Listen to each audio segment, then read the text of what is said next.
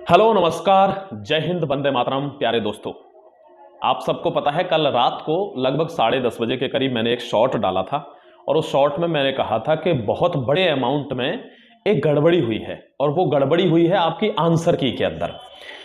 Answer की में क्या हुआ है कि बच्चों ने टिक कुछ कर रखा है और वहां दिखाया कुछ और है।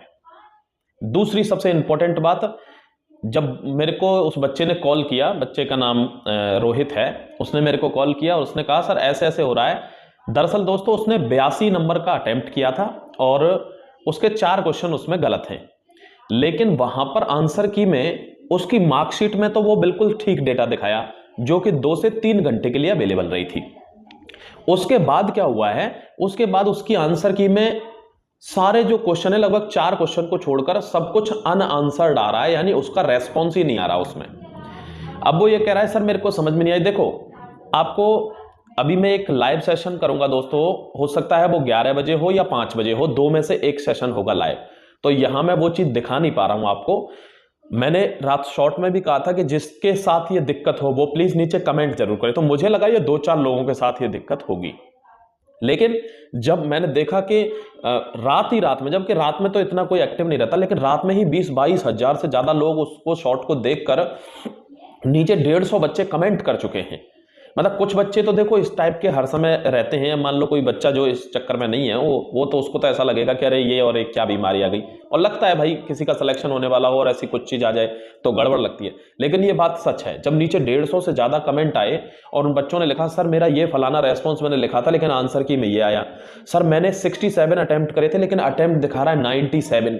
तो इस तरीके की जो गड़बड़ी है, देखो दोस्तों आपको एक बात बताऊं कि रिजल्ट से पहले ही इनमें करेक्शन होता है। रिजल्ट आने के बाद फिर आप सिर्फ माथा पीटते रह जाओगे, कुछ नहीं होगा।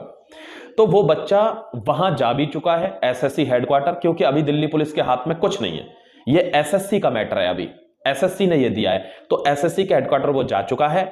उसने मेरे को बताया कि कुछ और बच्चे भी उधर आए थे और वो भी सेम प्रॉब्लम से वहां पर, मतलब लेटर वेटर उन्होंने जो भी लिख के दिया है। मैं आपको सिर्फ इतना कहना चाहता हूं अभी कि जिसके साथ ये दिक्कत हो, प्लीज आपसे रिक्वेस्ट है वो सेशन जरूर अटेंड कर लेना। जो सेशन में, या तो मैं 5 बजे ही करूंगा वो सेशन शाम को, ठीक है, 100% 5 बजे सेशन करूंगा, क्योंकि मेरे पास उस बच्चे की वो आंसर की है जिसमें एक तो उसके नंबर पूरे दिखा रखे हैं और दूसरे उसका कुछ भी नहीं दिखा रखा, सारे अनआंसर्ड हैं केवल 4 प्रश्नों को छोड़कर। एक लड़की के साथ भी ये हुआ है, लड़की की भी मार्कशीट मेरे पास है, आंसर की मेरे पास है। तो बहुत सारे बच्चों का डेटा मेरे पास है, जो डेटा मैं आपको बोर्ड पर दिखाऊंगा, यहां दिखा नहीं सकता। तो बोर्ड पर देखकर आपको नीचे ये ध्यान देना है कि क्या हमारे साथ भी ये गड़बड़ है। देखो दोस्तों वहां पर क्या होता है, कंप्यूटराइज्ड रिजल्ट बनेगा। ऐसा तो कोई है नहीं कि आदमी हाथ से नंबर गिन रहा हो, तो वहां पर जैसा उसको कंप्यूटर को डिटेक्ट होगा वो वैसे ही आपका रिजल्ट डिक्लेयर कर देगा। तो बशर्ते आप किसी परेशानी में फंसे, इसको पहले कवर कर लीजिए, क्योंकि अभी आपके पास रिजल्ट में टाइम है, ठीक है।